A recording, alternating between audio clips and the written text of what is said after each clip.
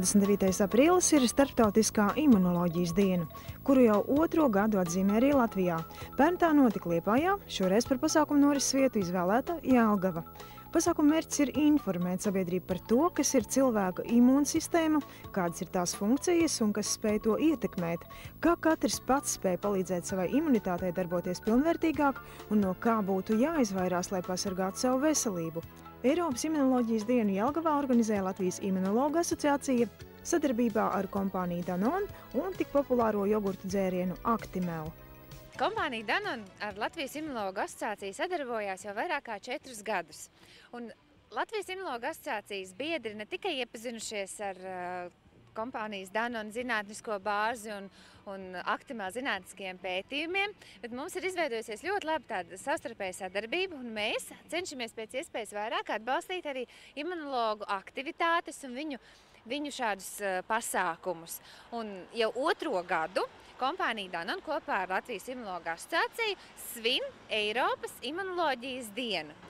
Ar lielu interesi Jelgavas Spīdoles ģimnāzijas jaunieši noklausījās 3 imunologu speciālistu lekcijās, uzdeva prātīgus jautājumus un guva skaidrojošas atbildes. Latvijas Imunologu asociācijā šobrīd strādā aktīvi klīniskajā praksē 10 certificēti imunologi, kuri konsultē pacientus dažādās jomās. Un, protams, mēs cenšamies arī savu iespēju robežās skaidrot par to, kas tad ir šī imūnsistēma, kas ir imunoloģija, kāpēc par to būtu jāzina, kāpēc būtu par to jāmācās un kā varbūt saglabāt veselu šo imūnsistēmu.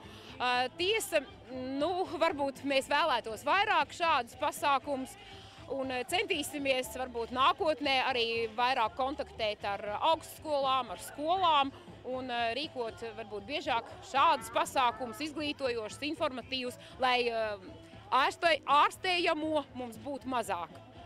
Cilvēka imūnsistēma pašos pamatos ir stipra, tāpēc to nemaz tik viegli nevar novājināt. Tomēr nepareizs dzīvesveids padara to ievainojamāku, tāpēc ir vērts visu laiku sekot līdz savai veselībai. Arī veseliem cilvēkiem mēdz būt imunoloģisko rādītāju pazemināšanās. Parasti tā ir sezonas raksturs, kas saistīts ar apkārtējās vides ģeofizikālajiem faktoriem, saules aktivitātes pazemināšanās, laika apstākļu svārstības. Ar interesi jelgavnieki Raņa parkā vēroja uzvedumu imūnās šūnas un funkcijas, kurā imūnās sistēmas tēli vīrus, baktērija, stress, līdzētāja šūna un lielais ēdājs atveidoja, kā organisms pats cenšas rūpēties par savu veselību. Mēs esam Actimel. Actimel? Jā, un kāpēc jūs šeit braukšu uz Jelgavu? Lai popularizētu Actimel kā imūnsistēmas līdzekli, lai jautri būtu. Kas notiek ar cilvēkiem, ar bērniem, ar pieaugušiem, ja viņi mazāk slimo vai vispār neslimo un ļoti labi jūtās. Skolēniem saistošāki šķita konkursi, kuros balvās varēja saņemt balvas no Actimel. Kā izrādās par šo jogurta dzērienu, zina vai visi? Tas ir ļoti garšīgs un arī veselīgs, un man garšo.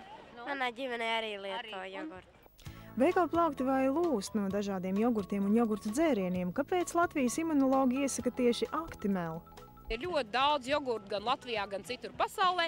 Vienkārši mūsu rokās bija šie pārliecinošie klīniskie pētījumi, kurus mums piedāvāja tieši Danone kompānijas cilvēki saistībā ar Actimel, un tāpēc arī mēs par to runājam. Noteikti arī nākamgad mēs meklēsim vietas, kur svinēt šo dienu, kā arī notiek mums visādi savādāks tieši ārstiem paredzēti pasākumi, kā Danone rīkots seminārs tieši par ārsta tādām lietām un ārstiem interesantu informāciju, kā arī dažādas citādas publikācijas, ko mēs atbalstam tieši mūsu imunologu darbu un zināšanas. Mēs ļoti laipni aicinām arī nākamgad, jo, lai gan es vēl nemāku pateikt, kurā Latvijas pilsētā būs šādas aktivitātes, bet viņas noteikti būs, un mēs ļoti laipni aicinām uz mūsu tādām aktivitātēm un arī katram rūpēties par savu veselību un, sabalansētu un veselīgu uzturu un aktīvu dzīvesveidu, un tā būs mūsu veselības atslēga.